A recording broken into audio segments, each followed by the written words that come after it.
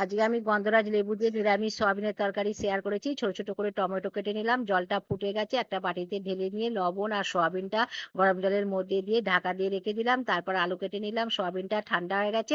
সয়াবিনটাকে চটকে ধুয়ে নিয়ে জলটাকে চিপে বের করে নিলাম। কড়াতে সর্ষের তেল দিয়েছি। আলুটা হলুদ দিয়ে লাল করে ভেজে ঢেলে নিলাম। ওই তেলের মধ্যে সয়াবিনটাকেও ভেজে তুলে নিলাম।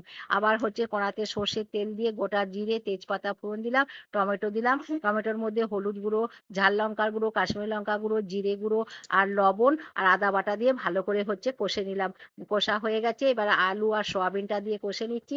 আলু সয়াবিনের মধ্যে ১ চামচ ধনে গুঁড়ো দিলাম আর একটু গন্ধরাজ লেবুর ২ সাইডের মুখ কেটে রেখেছিলাম দিয়ে দিলাম। দিয়ে কষে জল ঢেলে দিলাম। লবণ কম হয়েছিল লবণ দিলাম আর ১ চামচ চিনি দিলাম। নিরামিষ তরকারি একটু মিষ্টি, মিষ্টি ভালো লাগে। আর দুটো গন্ধরাজ লেবুর পাতা দিলাম। হয়ে গেল আমার নিরামিষ সয়াবিনের তরকারি। গরম মসলা, ঘি দিয়ে নামিয়ে নিলাম। ভালো লাগলে চ্যানেলটিকে লাইক করবেন।